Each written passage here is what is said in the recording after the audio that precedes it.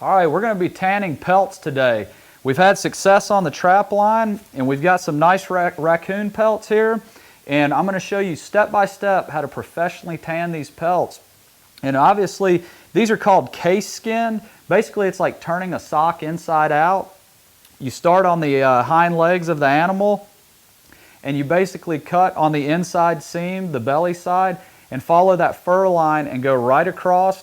You'd go under the tail would be back, and just cut right across, and then you cut around the hind legs, and then from there you peel that skin off. Just take your time, pull, cut as you need to, and you want to be careful you don't nick the pelt too many times, because if you get a bigger hole, you're going to have to stitch that up before you tan it.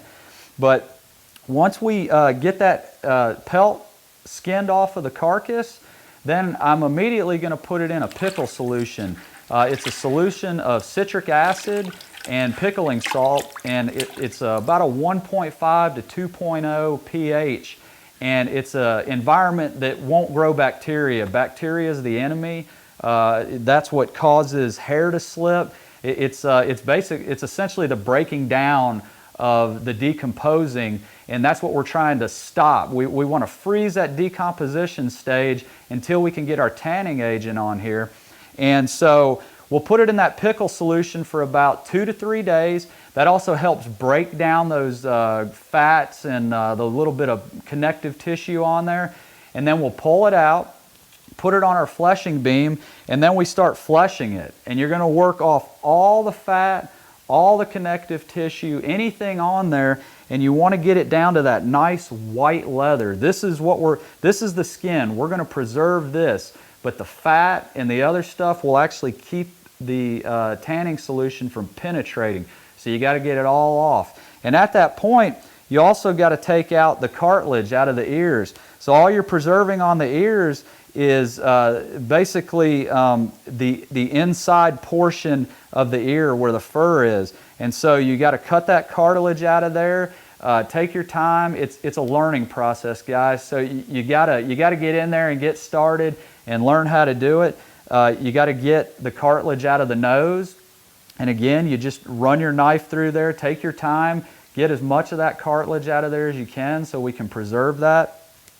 And then it's back in the pickle bath after that. Once you get it scraped down good, and as you're scraping, if you notice hairs start to pull through the leather part, the skin, stop. Don't scrape any harder, because you don't want to pull those hairs through. You're getting down to the hair root, and that's too far. So we'll put it back in the pickle solution for a day or two.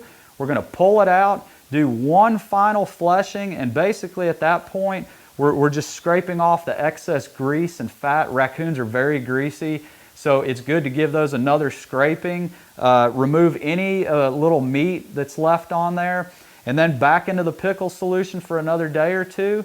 And then we're going to pull it out and neutralize it in a baking soda and salt bath. And the tanning product will not penetrate that skin if it's still acidic. So you put it in the baking soda bath, that neutralizes it, soaks about an hour, stir it every 10 minutes. Then you're going to take it out, rinse the pelt off in cold water really well, and then you're going to hang it to dry for 3 to 4 hours. And when that pelt is tacky to the touch, then that's when you want to tan it. You don't want excess moisture, you don't want it dry. You want it just like this, where it's tacky, pliable. And then you're going to lay it out on a flat surface, and this is a product called True Bond. It's the best tanning product I've found personally that I've used on the market. For years I've used other products, and once you tan this, then you spend days running the pelt over the back of a chair, over a rope, really working to make it supple and break it down. Because when you get done with some other products, I mean, you can hold it out like a board, and it's just stiff. We want a nice supple pelt. This product right here, you apply it liberally on everywhere the skin is, all over, down the tail, on the backs of the ears, all over the nose, the face. Everywhere you have leather, you apply that liberally. Let it sit overnight. You can hang it. It's good to maybe hang it from a hook by the nose. Let it hang overnight, and then the next day you'll notice it's kind of turned a pale brown or color. and you start stretching that skin in different directions, and it'll turn bright white like it is now. After a couple days of doing that a few times, it will remain that white color, and at that point, this pelt will literally lay over your arm like this, and you didn't do all that elbow grease breaking over a rope or a back of a chair. It's an incredible job. And at the end of that, you have a professionally tanned pelt. You can then make it into raccoon skin cap, garments, hang it on the wall. It's a beautiful product at the end of the day.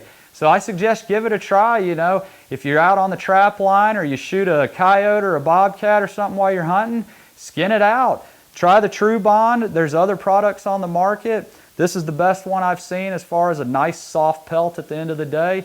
Give it a try.